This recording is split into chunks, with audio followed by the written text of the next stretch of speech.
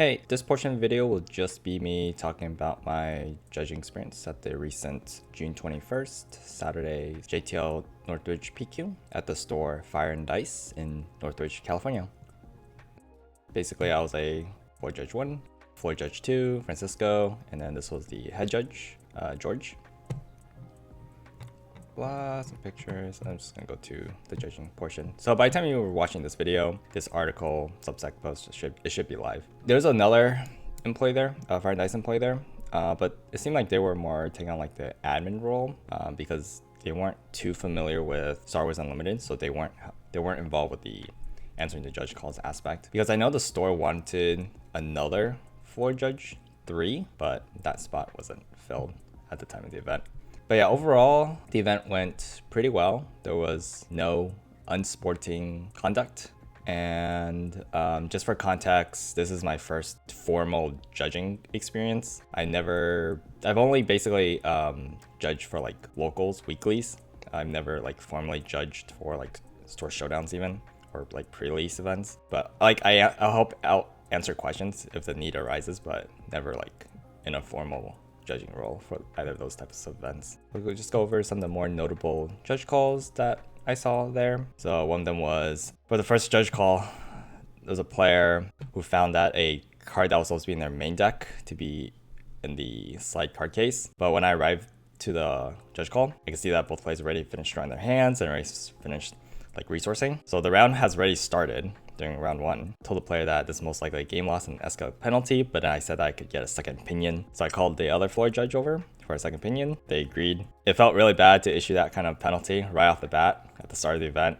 So they moved on to game 2, brought up to the head judge. They logged it, the penalty, the 2-point penalty under the player's profile. So that was a start of the event.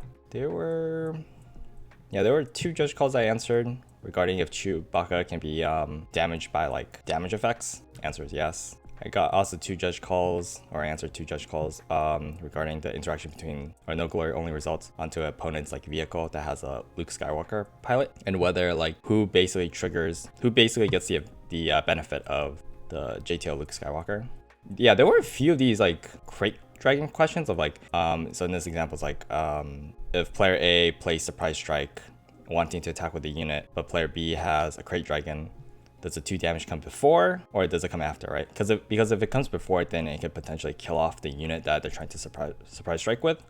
But if it comes after, then that means surprise strike gets the effect through. There are a lot of these like more of these type of questions than I was kind of expecting, because I was thinking like in this like examples like, oh, if you play a card and you just resolve it, then Krayt Dragon effect goes off, right? Like there's no like, it's not as complicated. But yeah, the most complex question was involving a Krayt Dragon. There was just like a nesting trigger. We weren't too sure like the order of operations basically. There's a Thrawn player who has a Ruthless Raider. Both players were very close to death on their base, and then they wanted to do no glory only results on their Ruthless Raider while double triggering, or resolve it and then double trigger with Thrawn to finish off their opponent, but their opponent had a Krayt Dragon. And the question was basically, was there any point in those triggers and resolutions can Krayt Dragon resolve to deal the 5 damage from the player playing no glory only results? And basically what happened was like, I answered the judge call, I gave a ruling, and then I forget if either the opponent, or not the opponent, but the player or I suggested to just get another opinion. So the first person I saw when I looked up to look for another one,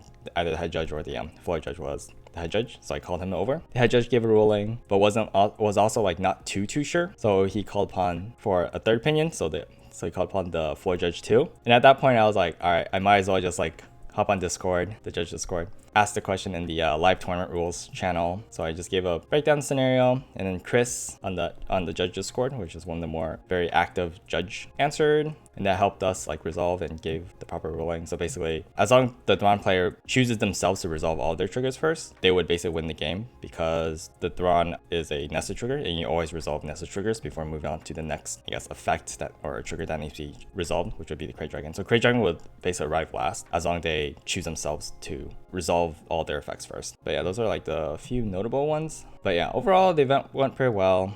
Oh yeah, so there's a few games that I like kind of just like glance over, and I was like, for like this is obviously a game 1, right? So before the sideboarding, and I was like kind of curious like if those cards are actually in their deck or were they like cheating, right? So one example was like when I saw like a Piet deck and I saw them play Palpatine's Return? Because I usually view Palpatine's Return as a sideboard card, right? So I was like, the heck? You play Palpatine's Return main deck? So, you know, I go onto their melee, or check their deck list on melee, and like, yep, they do play Palpatine's Return in main deck. Like, okay, cool, all good here. But yeah, just like anything like I noticed is like kind of odd for game 1. I just check their melee deck list, but I didn't find anything wrong.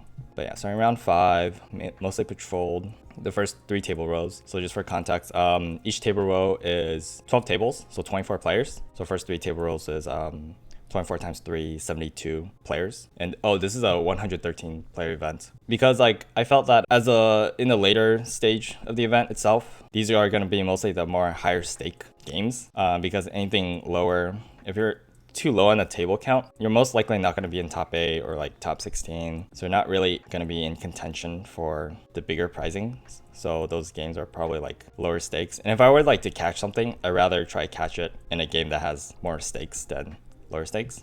Like I still kind of patrol all the tables, but I mostly focus on the first few table rows as in the later events. Yep, that's like some miscellaneous judge stuff. So in conclusion, you know, appreciate the privilege of judging PQ. It was really tiring on my feet, but I could have like sat down more like toward the end of the like a given round. I just kind of chose not to. So by like round 7, my feet were like just dying.